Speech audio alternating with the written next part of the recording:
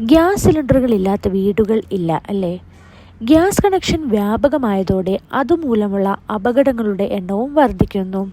പ്രീമിയമായിട്ട് നയാ പൈസ അടയ്ക്കാതെയാണ് ഇത്രയും തുക നഷ്ടപരിഹാരമായിട്ട് ലഭിക്കുന്നത്. പക്ഷേ ചില കാര്യങ്ങൾ നിങ്ങൾ ശ്രദ്ധിക്കണം. അതെന്തൊക്കെയാണെന്ന് നമുക്കൊന്ന് നോക്കാം.